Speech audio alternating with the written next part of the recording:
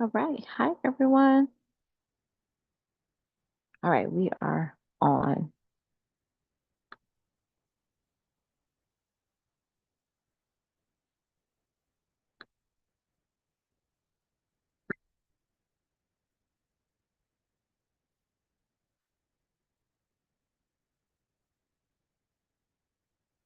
All right, cool.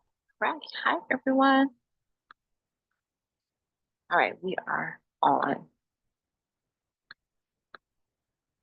All right, multiple devices here. All right. Hello, everyone. Welcome to episode or lesson 9 of September is Significant. And even if you're watching this outside of September, I want to be very clear. You can apply these steps at any point of the year. So I just like, little themes like that. So don't think that you can't watch this outside of September. Okay. So we are going to talk about scaling your momentum, how to speed up success. And as a reminder, so this is episode 9, there are 12 lessons in this series. So we're almost to the end. Go all the way back to the welcome video and the first video, and then go in order. These steps build on each other. You will thank me later. Now, can you do these things in isolation? Absolutely. Can you apply them to different parts of your life in isolation? Like take one thing I talked about and apply it? Yes. But to get the full benefit of what we're talking about, to really get the results, and now here to get the momentum that you are seeking, going in order does matter. But you can get results either way. I'm just telling you, if you want the quantum leap and exponential growth.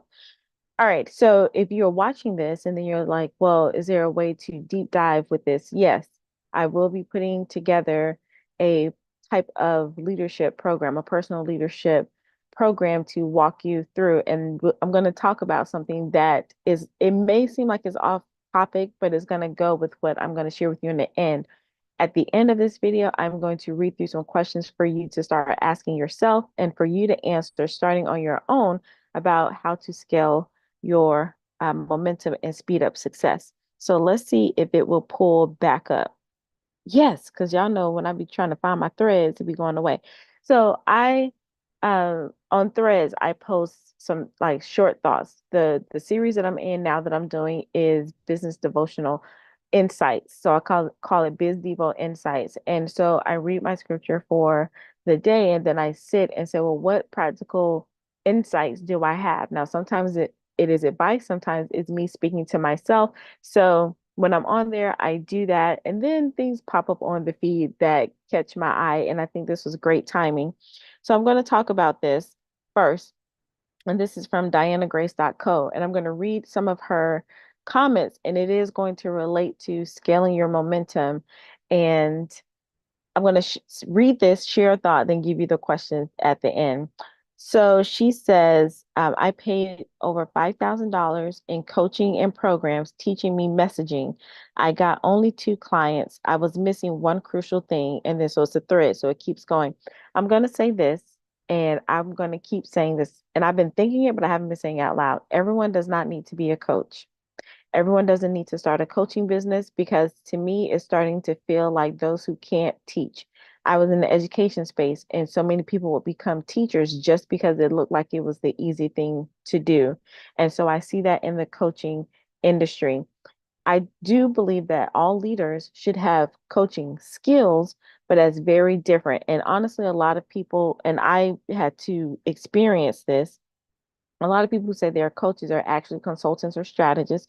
Nothing is wrong with that. We need them, to walk us through steps. But true coaching is something very different. Coaching is not about telling somebody to follow a framework and just follow the path that I'm going to do. That's a consultant or a strategist. So be mindful of that. Those of you who are either leery about coaches or seeking coaches or things like that, true coaches like that, my fee for coaching is way higher than I would do a quote unquote coaching program, which is really a uh, consulting program. Now, we'll get into that, but I just want you to understand that they are very different. And besides, coaching is a tool, not like it's becoming a profession, but the tool of coaching and the skills of coaching is very different than just calling yourself a coach and telling somebody your framework. All right. So she says, so I told you that she said I paid over $5,000 in coaching programs, teaching me messaging. I only got two clients. I was missing one crucial thing. Then she says these coaches were so freaking good too. Did I feel a bit burnt after coach number two because I didn't get any clients? Yes, but it wasn't her fault. She had great marketing and I had some major subconscious blocks. I didn't see it at the time, but I had to take radical responsibility of this. So the thing I was missing was having my subconscious align with my conscious goals. And then she goes into what she means. So that's the another thing that I talk about. And I had to deal with this on my own, like to really understand what's happening, because what's happening, and this is it does relate to how to scale your momentum and why it's important for you to focus on your statistical significance. This is really right here at the core of everything that we talked about. There are a lot of people out here who have the marketing budgets to really be in your face and really talk about their end results and the money that they've made, the people that they've impacted. And that's great. Like, of course, if I was successful, I would tell you that. However, the other part of it, I still think people need to talk about, their beginning part, and a lot of people don't do that. Talk about, not, you don't have to always live in the struggle, but let people know that just because I follow your framework does not mean that I'm going to get your results. And a lot of us have been bamboozled in that way, but we also need to take our own personal responsibility in that as well. So one, stop going to people just because they said, I was just watching somebody. So this is a real example. I made $28 million in 3 years, right? Now, now you may be like, oh man, first of all, is that possible? And then you say, oh, that is possible. Oh yeah, I want to do exactly that. You may not be called to do that. That may not be what God created you to do. Or and then she talks about like some of the things that she did like on the way. Like she didn't start in 3 years. That's just when she was tracking. And I knew who she was before the 3 years, right? And so she talked about a little bit of what she did, and it's like, are you willing to do all the things that she did to get you there? Now she was advertising for this boot camp that she's going to do, and she's not guaranteeing that you're going to make $28 million in 3 years, but she can tell you these are all the things that I did. Are you willing to do that? So you have to be honest with yourself. Same thing, it doesn't always have to be money, but when people go into the coaching industry, quote unquote, for those of you listening on audio, then that they automatically assume that, okay, I'm going to get those exact results. And that's not true.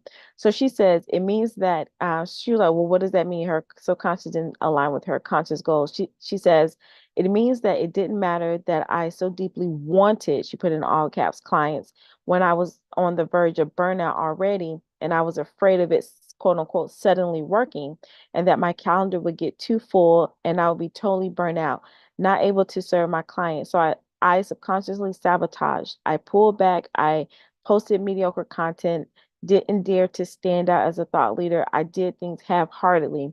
So true. Uh, I have been wrestling with that myself. Like it was so easy to say, oh gosh, this part isn't working, or this strategy, this, that, and the other. And then when I got what I needed, God literally answered what I needed. And it was like, oh crap, I can't use the fact that I don't know anymore. It's like, now what happens if this does work? And then you get a little nervous. And then, like she said, you start pulling back. So for some of you who are going to coaches, or you're saying coaching is a scam or coaching doesn't work, let's say that it was a consultant because you were following their framework. If you weren't involved in deep coaching, and if you were involved in deep coaching, these things would come up anyway. But let's in case it doesn't, because some people don't. Everyone is not going to do that, and that's okay. So you need to be honest with what do you really want for you. Does it align with who you are as a person? And go all the way back. All of this matters. Does it align who you are? And then are you willing to become that person who gets those results? So I totally agree what she said. Like I had like a couple of speaker coaches, And then it was like, wait, you want me to do what? I got to go reach out to all these people. I got to sit here and rehearse my talk. I don't do that. I prepare enough to where like I'm just going to be good. I can quote unquote wing it. And it's like, but if you want to be at a certain level, these people don't wing talks. So then it was like in my mind, okay, let's say I actually went in, my version of 100%. What will people say? Will I be too much? Like the things that people are kind of chattering, it became louder in my head. So of course you're going to say, well, I'm good. I don't need to do that. Like people already listen to me. But what you're really saying is either you don't you are afraid to be that big and be that powerful because you're not going to be able to handle what comes after that. So you say, well, good is just good enough. And that's similar to what she was saying, especially the part about pulling back or posting mediocre content. Another thing she says, it means I consciously wanted more money, but on a subconscious level, I had many beliefs. That is something that I started really talking about and working through myself and with clients, and that I will continue to do. What I did a challenge, and every day we talked about some form of money mindset, and I realized even for myself, you can't say you want a business or more income without dealing with those things, especially if you've been an employee all your life. And I'm not saying everyone should quit their jobs and become full-time business owners or entrepreneurs. You shouldn't. Everyone should not. However, I do believe that everyone should have additional ways to generate income because that's also biblical. But you can only do that if you work on what's going on in between your ears as it relates to money. So she says some of her beliefs, and let me know if this resonates with you because this does relate to scaling your momentum, how to speed up success. These are the things that people want to overlook. Maybe people I will know will start expecting expensive gifts from me. Like I never thought about that, but you'll be surprised of what is going to come up in your subconscious, what comes up in your subconscious when you start thinking new thoughts or going in a different direction. This is why I heard someone say, one of my mentor coaches at a time, and she probably got it from somebody else, but I heard her say this like entrepreneurship is the is one, the new faith movement, and two, the biggest personal the best personal development program you will ever go through yourself, because when you go this route, so many things will come up that you would never thought about. So she probably never thought about that. Another thing she said was, I'll have to start paying more taxes, and I don't know enough about how this works yet. Oh my gosh, this was me. First of all, I finally got to the fact that, like, when I heard the one lady say, uh, strategist. She actually, I think she calls herself a strategist now. $28 million in 3 years. I got to the point saying, oh, that is totally possible because I've been in rooms with people who've generated $100 million in their businesses before the age of 50. So that 28 million in 3 years was nothing. It took me a long time to get there. Now the part of, okay, well, why am I not at my $28 million in 3 years? Because of one of these thoughts that had to come up dealing with taxes, like, oh man, I don't even know how to do this. And the thing is that these things don't have to make sense because logically it's like you'll have time to find someone, right? You'll have time to find someone, but just the thought itself could keep you from not making the progress or having the momentum that you want. Another one, she says, I have to start hiring people and I don't know if I can manage a team. So everyone out here saying, oh, I want to do my own thing, be my own boss, be an entrepreneur, business owner, because I'm tired of, my job. Stop saying that because you don't have any responsibilities. You are one of the people have to manage. So you have to know what it's like to work with a few of you, and that is something that I had to do with.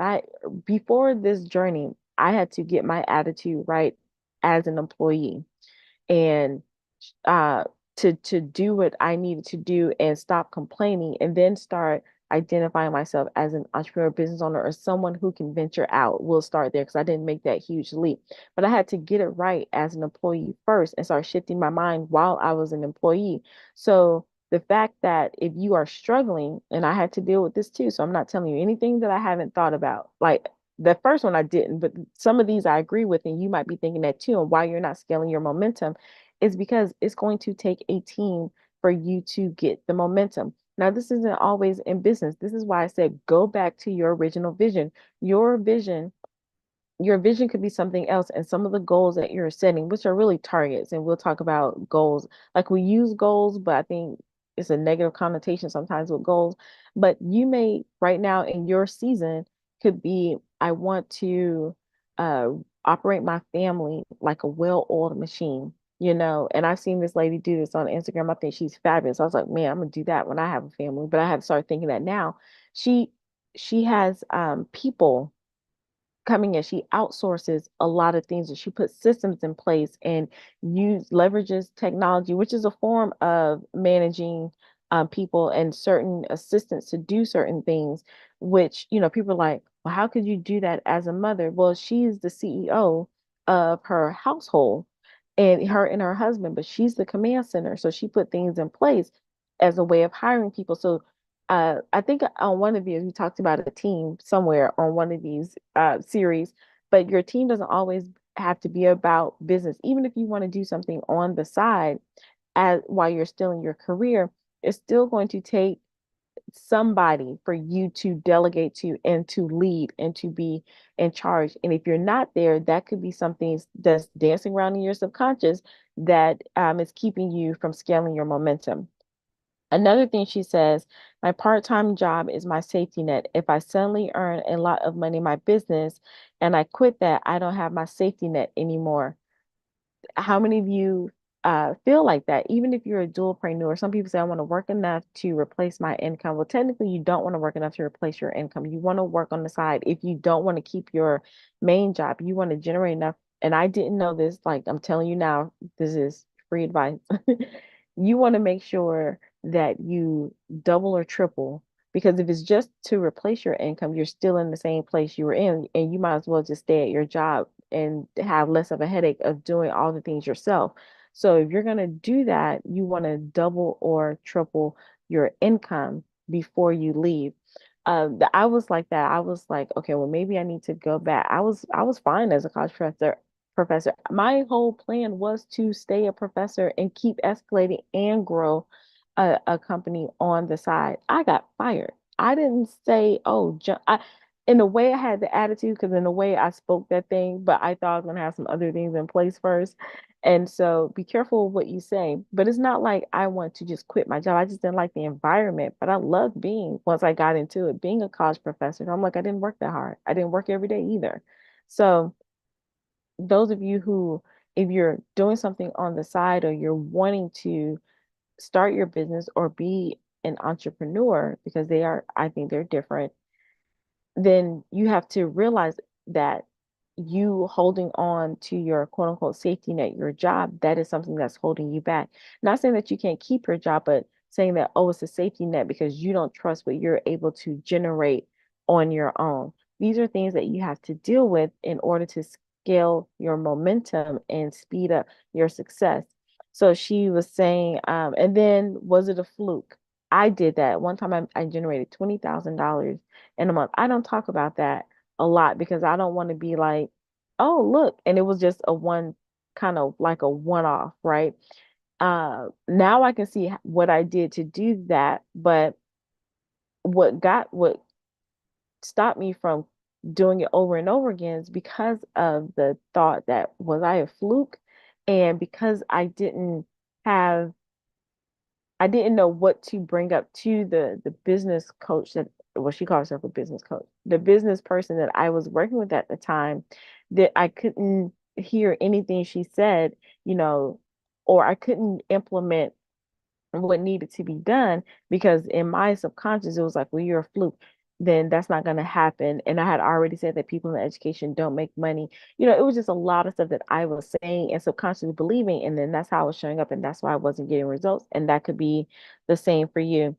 Something else she said, also, I consciously wanted to be seen as an authority or a go-to expert. I said I wanted to stand out so I could have more clients and more money, but subconsciously being more seen being seen triggered my nervous system because the more seen I was, the more they could reject me. cancel me, talk behind my back, have their opinions about me. So my brain and my nervous system wanted to keep me safe, which is true. And the result, vanilla content constantly pulling the back, blending in. This could be you. And this is not just if you want to be in the quote unquote, we're going to say advice industry. I like that. I got that from a few people. I'm the advice industry because I don't want to call it the coaching industry. It's more so the advice industry. And I think coaching is a subsection under that. So in the advice industry, regardless of what it is, you can be in the advice industry about fashion, right? So let's take out of, what we think it is.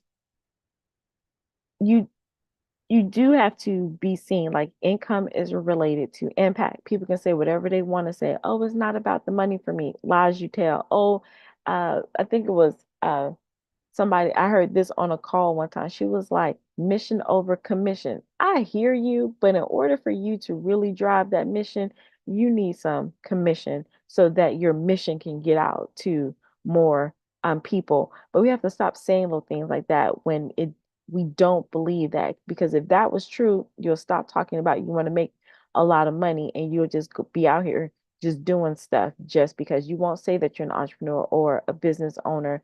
You'll just be like, you know what? I'm just going to teach this free stuff about insurance just to help people. I don't care if anybody ever pays me. But in order for you to do that and continue to give freely and abundantly, you got to have some resources coming in somewhere else. And that might be staying on your job. But anyway, so then she said, oh yeah, so being seen, you have to ask yourself, are you being visible? Why are you not showing up? And for me, I did that for a while, similar to her. And this is why we're not scaling our momentum.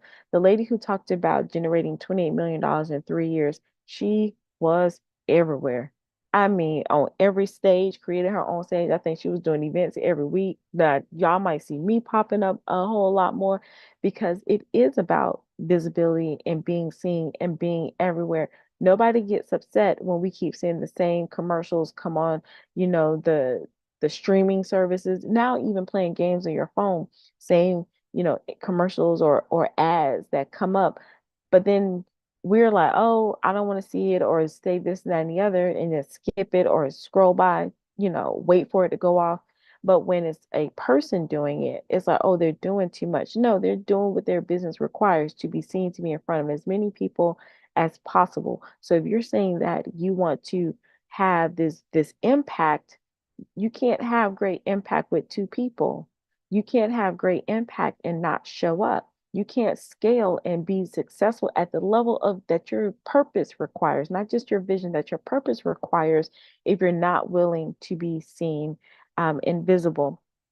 And then so she says, it didn't matter how much knowledge I had about messaging. I couldn't actually implement it when I had all the effing all this effing noise going on that I wasn't even aware of because it was all my subconscious. She says, thank God I found my first mindset coaching and then hypnosis. Now, I got some thoughts about hypnosis. That's not what I believe in or do. But then she says once she got those things blocked, finally those $5,000 was worth it. And so what I'm saying to you is um, so she focuses on mindset coaching. Now, mindset coaching is really about true, deep, transformational coaching. That's something that I really realized that, and it really is about your personal leadership and removing those blocks. And I didn't like, the term like life coaching or things like that or mindset coaching because it does sound woo-woo. But understanding true transformational coaching, it doesn't matter what the purpose or big vision or big goal is. It is the work that you have to do on the inside because we were God, when God created us, He created us like, yep, you're going to do exactly that. Hands down, it's a done deal already. However, when we come into this world, all the external things that happen to us, all the internal things that we were naturally born with or that was downloaded into our minds from our parents, family, community, all of those things, they start packing things on and packing things and keeping us away from what our true potential is. So for those of you who are believers, and I had to really, really get this, Satan cannot stop us from from accomplishing what God placed us on this earth. He cannot. There's nothing that he can do to say, no, you are not building that business. You're not having that family. You're not having those relationships. You're not, creating that new invention, whatever it is. You're not starting that fashion line. No, it's easier than that. He just blocks us. He just puts something in the way and blocks us there. And we just, it's like, oh my gosh, the end of the world when we have to deal with those blocks. So for those of you who think, oh, mindset is woo-woo, or talking about conscious and subconscious is not biblical, it is in the Bible. We're blocked. Things, be ye not conformed to this world, but be ye transformed by the renewing of your mind. It's biblical, right? So when I started making that connection, I'm like, oh, snap. So this was more than just a scripture.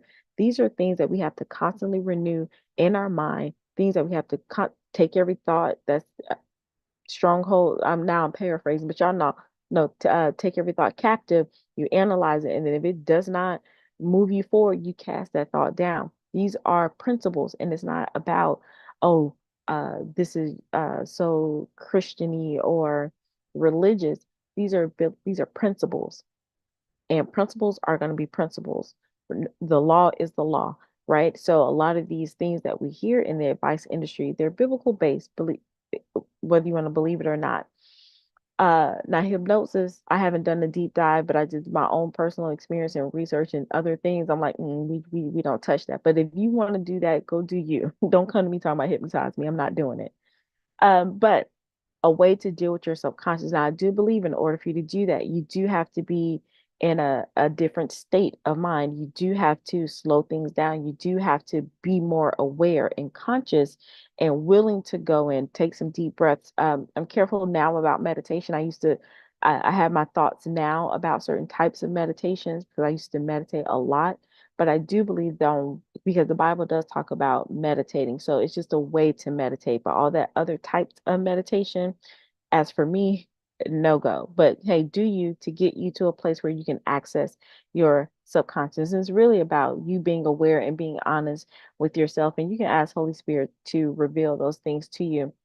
But a lot of times they won't be revealed until you put yourself in a new environment. So I thought that was a practical, that wasn't part of my lesson plan, but I saw that this morning and I was like, that perfectly aligns to a practical way of showing you or demonstrating to you what it means to focus on the statistical significance. So small little things as it relates to your big purpose, your big vision, the calling, and even down to the assignment. The Making those shifts, you will start seeing a quantum leap. You will start seeing that exponential growth just based on focus on that little bit of data, that statistical significance of what is happening in your mind. And guess what? Money is going to touch it all. But when you start drilling down to and the reason why I said goals, because I'm realizing it's not so much, oh, let me reach this goal. It's like, let me set a target and then have a timeline of when I want to do that. And all my focus should be on the inputs, the things that I'm doing. So you can't say, I want to generate $500,000 by the end of the year, or I want to release 30 pounds by, even if you did the smart way, we know all that. It's not enough for you to say that goal and leave it. You can't just say by December 31st, I want to release 30 pounds or make this money or be married or have this child or whatever. Okay, it is great to be that specific. Don't be so caught up on the date and focus on the steps, the inputs that you can control. That's mathematical. Focus on the inputs and then the output will happen. But if you're not an output is going to happen regardless. An outcome is going to happen regardless. It is what you do with the input. So whatever you're putting in, it is going to come out, but you have to put a lot in to get a little bit out. Okay. But the more you start putting in, it'll generate faster. Okay. So the bigger numbers you put in, the bigger numbers like however you set up your input, really. I won't get too deep because I can see it in my head, but I don't want to confuse y'all. All right. So that's how you scale your momentum. Stop getting hung up on goals, set intentions, and then focus on the inputs, the micro steps that you can take, the task, the action steps for you to really get that momentum going. The other thing is look at these in specific areas. Don't do them all at once. Remember, I told you you can start, but we can start off with 5 areas of your life, but there are at least 9 to 15 areas, and it's going to take some time to unpack. So don't try to do them all at once. Focus, pick something and move forward. If it's your health and wellness, stick with that until you start mastering these principles. And then so when we talk about these blocks, you really do have to sit down and ask yourself these following questions. So let's get to the questions. All right. So when you're focusing and setting an intention, wait, let me make sure. All right. So when you focus on setting on your intention, these are some of the questions you can ask yourself. Now, again, align to your big vision. And then if you follow me along, you're breaking things down. So question number one, and you need to answer these, be honest with yourself. Why are you choosing this path? Or why am I choosing this path? And things will start coming up. Don't edit yourself. I think it'd be easier if you voice record, but you can write it down. Who benefits from this? Now remember, your purpose in life is not for you. There are some benefits for you, but it's not just so you can look good, have this money, everyone look at you and say that you have a great family or look at your accolades and accomplishments. Those can be byproducts, but who really benefits from you doing whatever? And it could be something as simple as you're releasing weight or gaining weight, depending your health and wellness, right? Or it could be I'm trying to a fashion line. So it doesn't always have to be this whole deep thing. Like if you're focusing on that, you feel this tug to do a fashion line, then who benefits from that, right? So again, why are you choosing that path? Who benefits from it? What problems get solved when this goal or intention, but we'll say intention is accomplished? That is something that I really had to work on. And that's really the essence of any business. What problem does it solve? And a problem can be a desire as well. What does it solve for other people? And is it big enough? Right? So if we were really talking about the money part, your problem has to be so big that people are willing to pay a lot for it. Or you can have a lot of people with this problem and only charge them a little bit for it. But it still has to be what problem am I solving? Right? So I heard a mentor when talking about sales, he talked about learning how to tie a shoe, teaching a child how to tie a shoe, or the learning how to tie a shoe is very important. Everyone had to do it at some point, but there's no way that you're going to you'll have a $50,000 program about tying shoes because that's not a big enough problem. Like it'll get done, right? It doesn't take that much, or if people don't want to do it, they'll just get slip-ons of Velcro shoes. So it doesn't solve a problem that big to have that amount of value associated with it, right? But could you have a class where parents who don't want to take the time to teach their child and maybe however you do it, you can say I can get your child to tie their shoes in 2 days and you charge you like maybe $200-300 $500 $1,000 depending on hey who you're dealing with. That right there could be worth the when they weigh out the cost because that solves a problem. Is big for a group of parents, especially if you can do it quickly and they don't have to do it. So they can part with that $1,000 or so because it solves a problem. And you can do that with multiple parents and things like that. Let me know if that's resonating with you, if you can see the correlation. So $50,000, ain't nobody gonna be paying that, but they may pay a little bit. But then too, I heard that somebody has a prayer mentorship where people pay 100 grand a year to come into this prayer mentorship to have someone to really teach them how to pray and pray over them in all areas of their lives. Now you could be thinking, I can pray by myself, right? But they position it in a way for whatever problem those people had, they put it in a way for it to be solved at such a high level that people were willing to part ways with their money. But that's same thing with you. You think about some things that you've invested in or just spent money on, and some people are like, "Well, why would you do that?" I would never. So you're gonna always have those people. That was just some more um, advice. All right, another one is what legacy do you want to leave when you succeed on this journey? Now, some of the legacy you may not be here for, and that's why your purpose needs to outlast you. Now, your vision, you can see your vision unfold in front of you and start that way. You can start seeing the foundation of a legacy being built.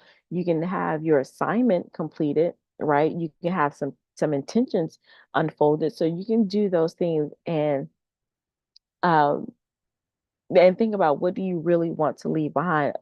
I'll be honest, a lot of us are like, I just want to make some money and have a good life, but that has nothing to do with legacy. And I've shared with you all now that I'm really publicly saying is that one of the legacy I want to leave behind is bankrupting a billion burial plots, so that everyone I encounter will start living a life poured out above ground before their dreams die along with them underground, right? And there are some other things that are associated with that, but that is the big thing, really transforming the space of education or advice as a whole, and making sure people have opportunity and access to their imagined dream. Because when they do that, that's the ripple effect, and that's how, my goal is, my vision and mission is to get to those billion people, right? So those are things that I've already sat with, but now have to actually say it. That's part of, one of the mindset blocks. Well, if you really want that to happen, but if you haven't shared it with anybody, how do you think it's going to happen? So the same thing with you. So you can start sharing what legacy you want to leave behind. And then so answer those questions for yourself. Don't edit. And then if you take into account of what I said about coaches, strategists, or mentors, because you need them at every part of your life, I believe. Take out of, oh, I invested this, I didn't get this client, or I invested this, I didn't get the results.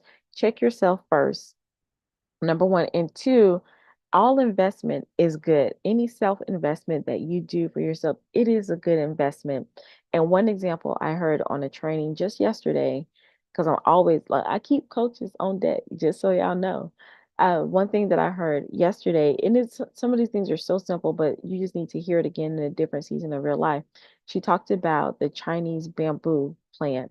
And with Chinese bamboo, when you plant it, I think it grows maybe like a inch every year, but it takes a total about 5 years for it to really show up. She said it grows an inch every year. And when you look at the first year, you water it as you do all the things, you're like, this it? Year two, we're not talking about month two, year two, maybe it's another inch. So now it's like 2 inches tall. And then so it's like, man, this stupid plant, or this is a waste of time. Why do I keep investing? And your investment could be in money, could be tangible, it could be time. Why investing all this energy into this thing and not getting the results? Because when I see bamboo, they're huge, and why my little thing is like this, or I'm not getting the results. And then she says by year five, it goes from maybe 4 inches to 19, 20 inches. And you're like, oh my gosh, it came out of nowhere. It was an overnight success. Just like that lady I talked about, that strategist, $28 million in 3 years. It didn't take just 3 years for her to make that $20 million. It didn't take just 3 years I mean, 5 years for the Chinese bamboo plant to skyrocket to about 20 inches. For me, it didn't take just 3 years to complete my doctoral degree. The combination of that was that small little thing. The focus was 3 years, but it was all of my educational experience. For the Chinese bamboo plant, it was the roots in the ground that that was that went real deep first before it shot up. For that lady I told you about, for the 28 million in 3 years, she had been at this, I think, about 10 years prior. And she had some true life experiences before she could save in that 3 years. So anytime you're self-investing, and putting out money, stop saying, well, when am I going to get the return? When am I going to get the clients? You're taking that knowledge, especially if you need to deal with some stuff, because that maybe you invested so this stuff could come up. And then when it's time, when opportunity meets the preparation, you'll start seeing the results, and when you're aligned with your purpose. So I said all that to say is because whether you decide to come work with me or someone else, and you're trying to do your own thing, you're going to invest. All coaching is not a scam. You need to understand what you're getting into. If you're trying to follow somebody else's framework, like I have frameworks in my boot camp that I'll start talking more about. It is a overall arching framework because you do need some structure, some strategy, and some support on certain things. But I'm never going to guarantee that, oh, you're going to get these results, if you do that. You is more likely that you will. But if we're not dealing with those subconscious thoughts, or if you're not working on your self-concept and your identity, it doesn't matter what I tell you. I've said this in other videos before. Somebody can hand you the plan to a $10 million business. Somebody literally handed me a plan for a $3 million business um, in 1 year. And it's taken me 5 years, no, 4 years, because I'm trying to think of when I got it, 4 years to finally be like, oh, this is easy. So if you invest with me, guess what? I can help you cut out that time. I'm not guaranteeing you that you will do that, but I can guarantee that I can get your mind there a lot faster than 5 years. Okay. So it doesn't have to be with me, but I just want you to have that mindset, or that way of thinking when it's time for you to invest, because there's no way that you're going to be able to scale to a place, scale your momentum to a place you've never been without seeking support from people who either been there or could help you see your way through. And it doesn't always have to be, you know, someone. So for example, I can help someone scale a business to $100 million, even though I have not done that, because I'm not teaching them the business strategies, right? I was like, I don't have the strategies to do that.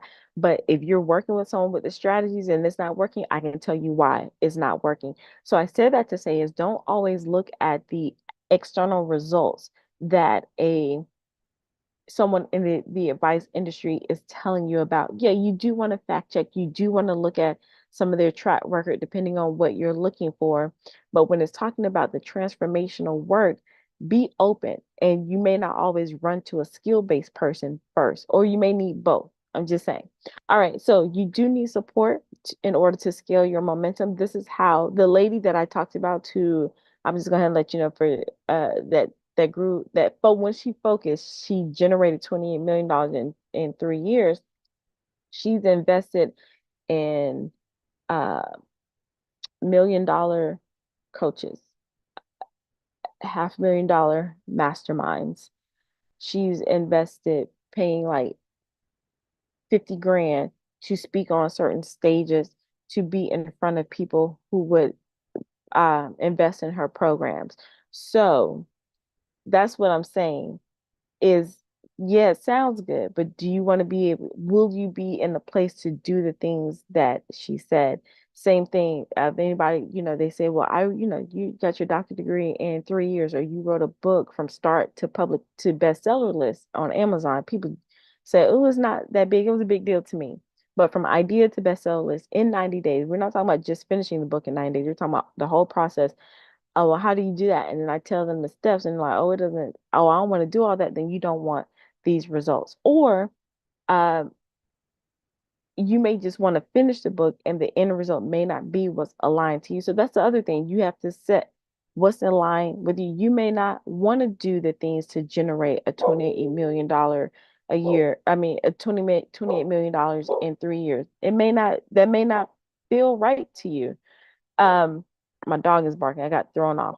So I'm saying all that to say is, don't always look on the external and think that's, oh, I want that. If you like, I like that style. I like how this person presents information. I don't think I want to do that, but what I'm called to do is make sure that I'm seen more, I'm being visible, this, that, and the other. That's why I decided to work with this person, not just so I too can have a $28 million in 3 years, because you probably don't even know what to do with the money. All right, I'm off on a tangent. Make sure you check the description down below. There are different ways to get into my ecosystem, starting with Master Coach You. It is a self on demand self-coaching pace. And when I say coaching, like, you literally can coach yourself and follow some of the videos and trainings that I've done. It is complimentary. Information is down below.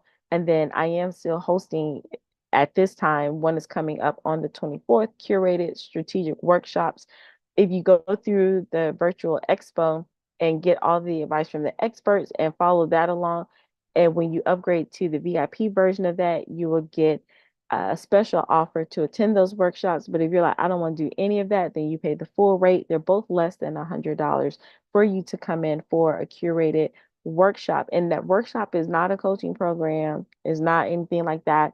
It is really for you to take all the things that you've been gathering and kind of go through this process a little bit, but to unpack, pick your own brain and organize your thoughts into a systematic way to whether you can hit the ground running for the rest of 2024 and 2025 and beyond, whether you decide to work with me or not, because I know what it's like to just show up in these high level, make these high level investments and still look like a deer in headlights. And I don't want that for you, especially if you decide to come my way. I at least want you to have something in place so that you can go to that level and so that you can scale your momentum and not starting just from the bottom or starting with the deer in the headlights. I would be doing a disservice, especially knowing that I have a lot of complimentary content for you to start doing some of this work yourself.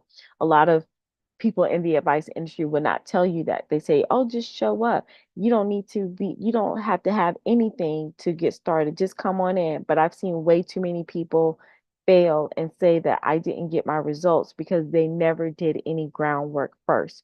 So, regardless, if you come through me or not, please find a way to start doing some of your own groundwork so that when you do partner with someone, whether it's a coach, a strategist, consultant, or mentor, you can be on track. All right. Let me know if that's resonating with you and if you're tracking. All right. Thank you so much for listening and learning with me. And wherever you are, whether you're beginning your day or ending your day, remember to be well, to be empowered, to be bold, and to be brilliant. Until next time. Bye.